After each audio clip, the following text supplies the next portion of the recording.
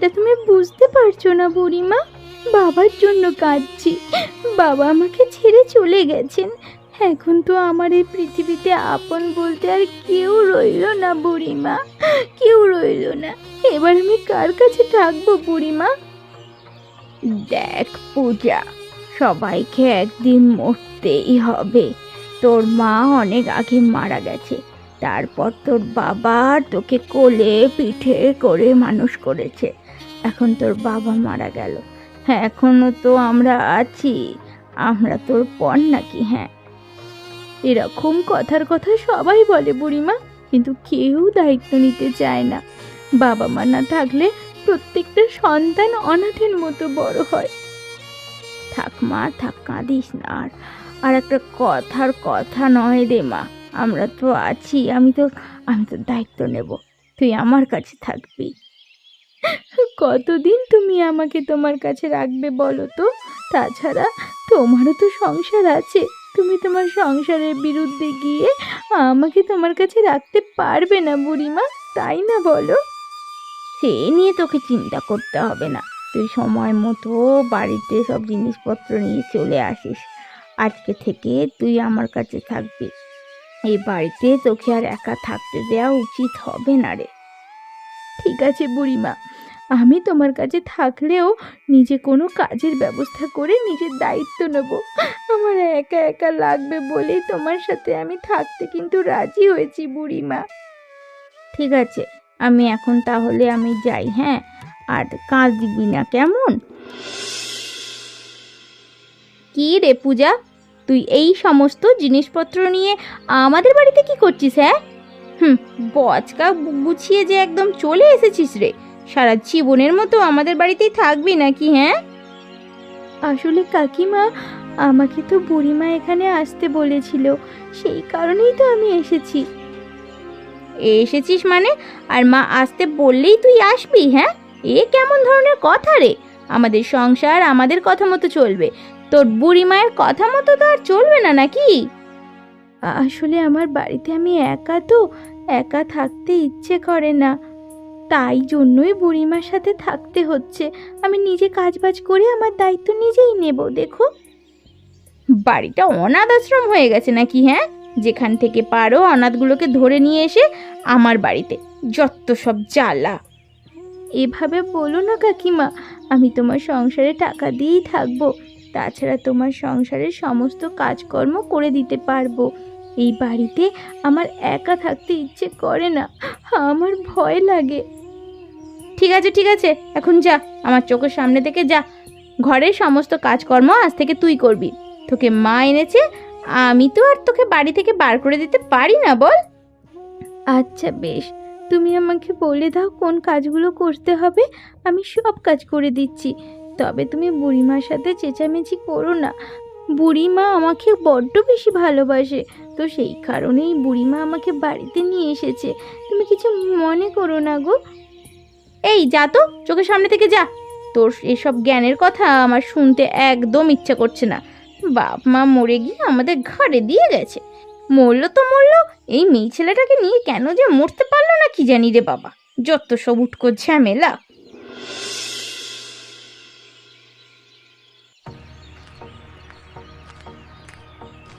ওরে গেল রে গেল রে গেল, আমার দিনটা আজকে মাটি হয়ে গেল। এই অলক্ষী, তার মুখ আমি এই সকালবেলায় কেন দেখলাম? এই এই অলক্ষী, তুই সকাল সকাল আমার মুখের সামনে কি করছিস? এসব আবার কেমন কথা? ও অলৌকিক হলো কবে থেকে? ও কি, তুই অলক্ষণে বলে ডাকছিস কেন ওকে আবার? হ্যাঁ, আর ওর ওর মুখ দেখার সাথে তোর দিন খারাপ হওয়ার কি আছে রে? ও, অলক্ষী না হলে কি বাপ মা দুজনে একসঙ্গে মারা যায়? সব এই অলক্ষীটার দোষ। ওর কারণে আমার সারা দিনটা মাটি হবে আজকে, অনাথ কোথাকার। দেখ কৈলাস, আমি পূজাকে আমার দায়িত্বে বাড়িতে নিয়ে এসেছি। ওর কোনো অপমান হোক এটা আমি চাই না, কিন্তু এই বাড়িতে পূজার অপমান করা মানে আমার অপমান করা। এটা তুই আর তোর বউ কান খুলে শুনে রাখ। আজকে তোমার ছেলে আর ছেলের বউয়ের থেকে ওই পাশের বাড়ির একটা অনাথ গরিবকে তোমার আপন মনে হলো? দেখো, একদিন সময় আসবে যখন আমরাও তোমার পাশে থাকবো না। আমার অসময়ে তোরা যে আমার পাশে থাকবি না সেটা আমার অনেক আগে থেকেই জানা আছে রে বাপ। তাই ওই সব নিয়ে আমার কোনো মাথা ব্যথা নেই। আমার মাথা ব্যথা পূজাকে নিয়ে। পূজা এই বাড়িতে সসম্মানে থাকবে, কোনো রকম ওর এই বাড়িতে অযত্ন হতে দেব না। যা খুশি তাই করো। আমার বাড়িটাকে অনাথ আশ্রম বানিয়ে দিয়েছে, রাস্তা থেকে যাকে তাকে তুলে নিয়ে এসে আমার বাড়িতে এনে মোটানো হচ্ছে। বলি আমি কাজ করি অনাথদের খাওয়ানোর জন্য নাকি? পূজা এ বাড়িতে এসে মোটেও তোর পয়সায় খাচ্ছে না, আমার পয়সায় খাচ্ছে। তাছাড়া ও সারাদিন এ বাড়ির কাজ করে, সেই হিসেবে ওর খাবার এবং টাকা তোদের থেকে পাওনা আছে। তোমার যা খুশি তাই করো, আমি আর কিছু বলবো না। পারলে রাস্তা থেকে আরো 10 জনকে তুলে নিয়ে আসো। যত সব। কি হলো বৌদি, আজকে তোমাকে এমন দেখাচ্ছে কেন? দেখে মনে হচ্ছে তোমার খুব মন খারাপ। কি হয়েছে বলো আমাকে, আমি থাকতে তোমার মন খারাপ? ও তুমি, তোমাকেই তো আমি খুঁজছিলাম। কোথায় ছিলে এতক্ষণ? হ্যাঁ, এখন আর আমাদের বাড়ির দিকে তুমি তেমন একটা আসা যাওয়াও করো না, তাই প্রয়োজনের সময় তোমাকে পাওয়াই যায় না। কি আর করব বলো বৌদি, সারা দিন রাত গাধার মতো খাটতে হয়, তাই তো আর এদিক ওদিক ঘুরে বেড়ানো হয় না। এবার বলো তোমার মন খারাপ কেন? কি আর বলবো বলো, পূজা মেয়েটাকে চেনো তো? হ্যাঁ, পূজাকে, পূজা মেয়েটাকে এখন আমার শাশুড়ি মা আমাদের বাড়িতে ধরে নিয়ে এসেছে। এখন সেই পূজা আমাদের বাড়িতেই ঘাঁটি গেড়ে বসে আছে। কি বলো কি, কৈলাস দাদার একার কাজে তোমার সমস্ত সংসার চলে, তার উপর এখন পূজা এসে তোমাদের ঘাড়ে বসে আছে, তাহলে তো টাকা পয়সার প্রয়োজন। আমি তো সেই কথাই বলছি, কিন্তু আমার শাশুড়ি মা কোনোভাবেই আমাদের কথা বুঝতে চায় না। আমার শাশুড়ি মা যেটা বলেছে সেটাই সঠিক। তুমি তো চেনো আমার শাশুড়ি মাকে, আমরা তার মুখের উপরে কোনো কথা বলতে পারি না গো। তাহলে বলো এবার আমাকে কি করতে হবে? আমি ওই পূজাকে বাড়ি থেকে তাড়াতে চাই, শুধু বাড়ি থেকে নয়, এই গ্রাম থেকেও তাড়াতে চাই, যেন আমার শাশুড়ি মা আর কখনো ওই পূজার নাগাল না পায়। বাড়ি থেকে না হয় তাড়ানো সহজ ছিল, কিন্তু এই গ্রাম থেকে তাড়ানো তো সহজ নয়। ওসব আমি কিছু শুনতে চাই না। আমি তোমাকে বলছি এই গ্রাম থেকে তাড়াতে, ব্যাস, এই গ্রাম থেকে তাড়াতেই হবে। বেশ বেশ, তাহলে পূজাকে মোড়লের বাড়িতে একটা কাজে রেখে দিই, তারপর কোনো ছল চাতুরি করে মোড়লের মাধ্যমে ওকে গ্রাম থেকে বের করে দেবো, ব্যাস। ঠিক আছে, তাই করো। বাবু আমাকে আসতে বলেছিলেন। ও পূজা, এসেছিস? আয় আয়, আমি তো তোর জন্যই অপেক্ষা করছিলাম রে। কতদিন ধরে ভাবছিলাম কখন তুই আসবি।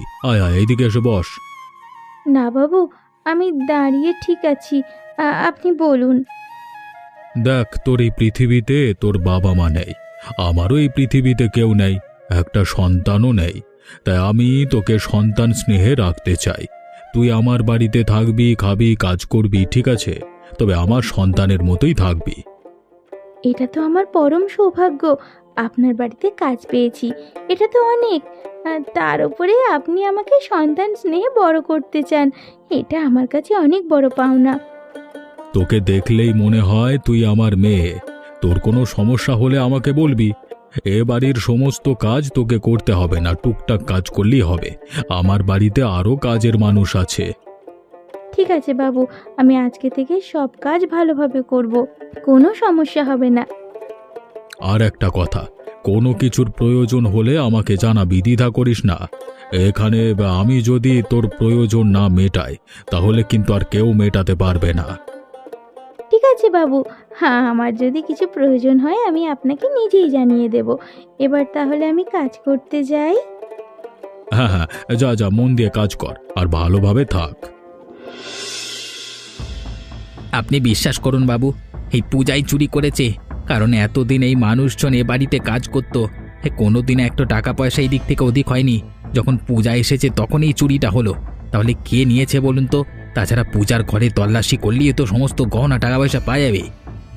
কিন্তু পূজা এ কাজ করতে পারে না, ও একটা ভালো মেয়ে। তাছাড়া এত স্বর্ণ গহনা টাকা পয়সা নিয়ে ও কি করবে? কি করবে মানে? ওর তো কেউ নেই পৃথিবীতে, ওর কেউ না থাকলে ও সারা জীবন কাটাবে কিভাবে? সেই কারণেই তো এই চুরি চামারি করে টাকা পয়সা জমা করছে। কিরে পূজা, রবি যা বলছে সেসব কি সত্যি? বিশ্বাস করুন বাবু, আমি ওপরওয়ালার নামে শপথ করে বলছি, আমি কোনো টাকা পয়সা স্বর্ণ গহনা কিচ্ছু চুরি করিনি। আপনি ওর কথা কেন শুনছেন? কোনো চোর কি কখনো চুরি করে বলে যে হ্যাঁ আমি চুরি করেছি? ওকে স্বীকার পাবে? হ্যাঁ, ও স্বীকার করবে? আপনি এভাবে ভেবেছেন? আমি আপনাকে বলি কি, ওকে গ্রাম থেকে বের করে দিন। দয়া করুন বাবু, আমাকে বের করে দেবেন না। এই পৃথিবীতে আমার কেউ নেই, তাহলে আমি কোথায় যাব? আমাকে বিশ্বাস করুন বাবু, আমি কোনো চুরি করিনি, আমি চোর নই। আমি পূজাকে আমার মেয়ের মতো ভালোবেসেছি, ওর উপর আমি এত বড় জুলুম করতে পারবো না। মানছি ও চুরি করেছে, কিন্তু তবু ওকে আমি এই গ্রাম থেকে বের করে দিতে পারবো না, বরং ওকে আমি এ বাড়ি থেকেই বের করে দিই। কিন্তু বাবু আর কোনো কিন্তু নয়, আমি যা সিদ্ধান্ত নিয়েছি তাই হবে। কি রে পূজা, কি হয়েছে রে? তুই কাঁদছিস কেন এভাবে? বল কি হয়েছে, আমাকে বল। চন্দ্রশেখর বাবু তোকে কিছু বলেছে নাকি? হ্যাঁ, এভাবে কাঁদছিস কেন বল আমাকে। বুড়িমা, চন্দ্রশেখর বাবু আমাকে বাড়ি থেকে বের করে দিয়েছে। আমি কোনো চুরি করিনি, বিশ্বাস করো, আমি চুরি করতে পারি না। আমি গরিব হতে পারি, কিন্তু কখনো কারো কাছ থেকে একটা দানা পানিও চুরি করে খাইনি। তার মানে চন্দ্রশেখর বাবু তোকে চুরির অপবাদ দিয়ে বাড়ি থেকে বের করে দিয়েছে? চন্দ্রশেখর বাবু ভালো লোক। চন্দ্রশেখর বাবু রবির কথায় বিশ্বাস করে আমাকে বাড়ি থেকে বের করে দিয়েছে। রবি তো তার বিশ্বস্ত মানুষ, বলো। তাই বলে কোনো কিছুর বিচার না করেই তোকে বাড়ি থেকে বের করে দিল? এই চুরির সঠিক সন্ধান তো হওয়া চাই। রবি বলেছে আমি চুরি করেছি, তাছাড়া আমার ঘর তল্লাশি করলেই নাকি চুরির সমস্ত জিনিসপত্র পাওয়া যাবে। এর থেকে বড় প্রমাণ আর কি হতে পারে? কিন্তু বিশ্বাস করো বুড়িমা, আমার ঘরে যে কিভাবে চুরির জিনিসপত্র গেল আমি কিছুই জানি না গো।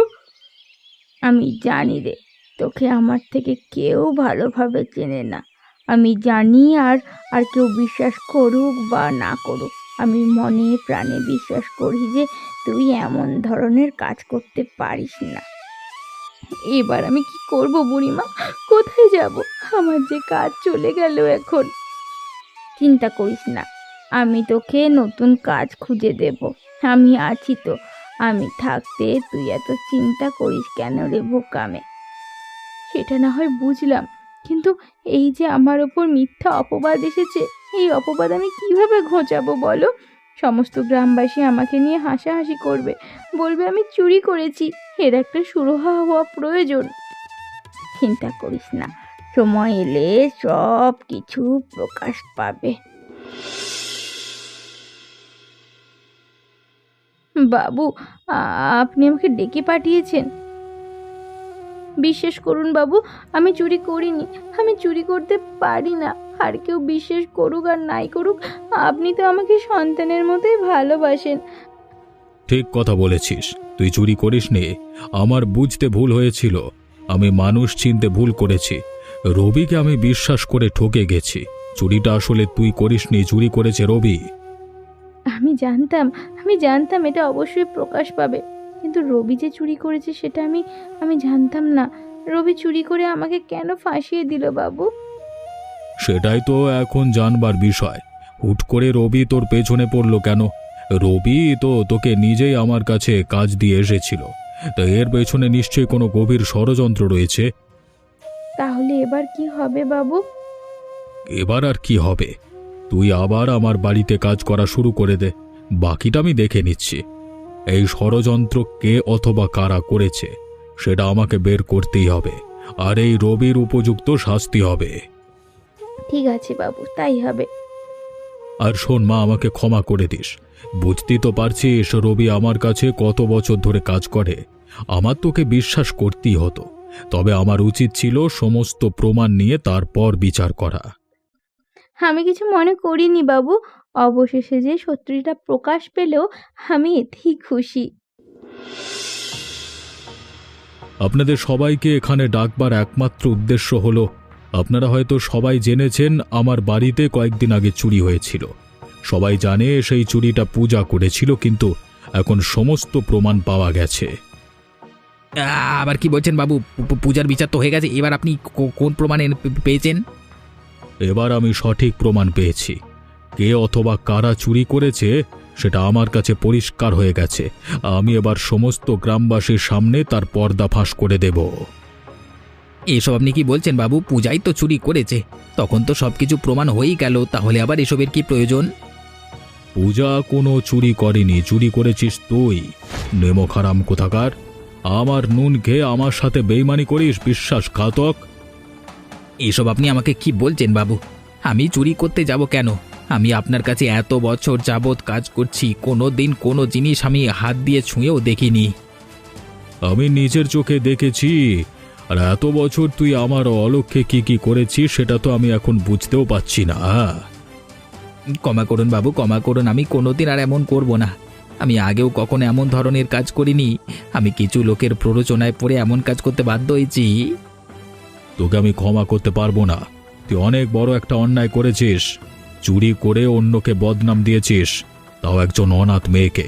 তোকে তো কোনোভাবেই ক্ষমা করা যাবে না। ক্ষমা করুন বাবু, ক্ষমা করুন। আগে তুই পূজার কাছে ক্ষমা চা। পূজা তোকে ক্ষমা করে দিলে তবেই তুই ক্ষমা পাবি। আর আজকে থেকে আমার কাছে তুই আর কাজ করতে আসবি না। তোর কাজ এখানেই শেষ। কি রে রবি, কেমন লাগছে এখন? হ্যাঁ, এবার বুঝতে পারছিস তো চুরি করলে কি হতে পারে? ও, তুই আবার কিভাবে বুঝবি? তুই তো নিজেই চুরি করেছিস। তোকে তো আর কেউ মিথ্যা বদনাম দেয়নি যে তোর খারাপ লাগবে। চুরি করে ধরা পড়েছিস, তাতে আবার খারাপ লাগার কি আছে? এত বড় বড় যে কথা বলছো, আমাকে চুরি করতে বলেছিল তোমার বৌমা। ওই পূজাকে যেন গ্রাম থেকে বের করে দেওয়া হয়, তাই জন্য। তা তো আমি আগেই বুঝেছি। আমি আবার কোন জিনিসটা বুঝি না। সবে মাত্র তোর শাস্তি হয়েছে, এরপর আমার বৌমার শাস্তি হবে, তাতেই আমি খুশি। যারা এমন অন্যায় কাজ করে তাদের সাথে এমনটাই হওয়া উচিত রে। এতই যখন জানো তাহলে যাও না, চন্দ্রশেখর বাবুর কাছে গিয়ে তোমার বৌমা নামে নালিশ করো। তা তো আমি করবই। তুই আগে নিজের চরকায় তেল দে। নিজের এখন কোথায় গিয়ে গতি হবে সেটা আগে ভাব। এমন অবস্থা হয়েছে যে গ্রামের নদীতেও ডুবে মরতে পারবি না। হ্যাঁ রে হ্যাঁ, গ্রামের নদীও তোকে গ্রহণ করবে না। ছি ছি ছি ছি ছি। তাতে তোমাদের কি?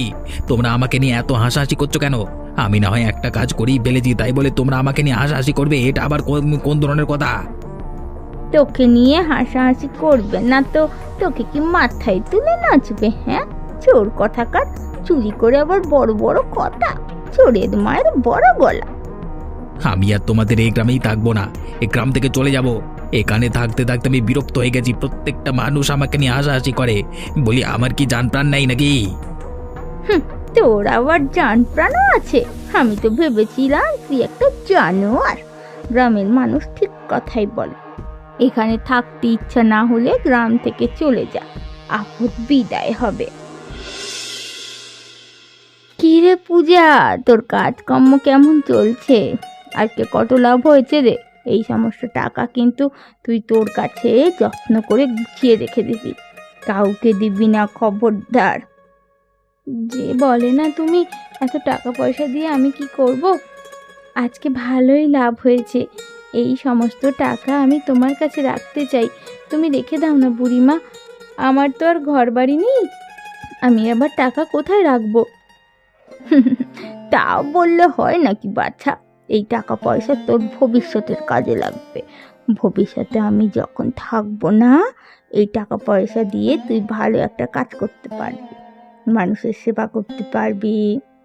তাই এই টাকা পয়সা তুই যত্ন করে তোর কাছে রেখে দেওয়াটাই জরুরি। না না, আমার এত টাকা পয়সা লোভ নেই বুড়িমা। টাকা পয়সা আমার কাছে থাকলে কেমন যেন লাগে। তাছাড়া চন্দ্রশেখর বাবুর বাড়িতে কাজ করছি, সেখান থেকেও অনেক টাকা পাচ্ছি। এত টাকা দিয়ে আমি কি করব? তাহলে এক কাজ কর, নিজের জমানো টাকার পাশাপাশি গ্রামের লোকেদের কিছু দান করতে থাক। গ্রামের লোকেরা তোকে আরো ভালোবাসবে, সবাই তোর জন্য আশীর্বাদ করবে। ঠিক আছে বুড়িমা, তাই হবে। তাছাড়া আমিও জঙ্গল থেকে কাঠ সংগ্রহ করেই অনেককে বিনামূল্যে কাঠ দিচ্ছি, তারা আমাকে অনেক আশীর্বাদ করবে।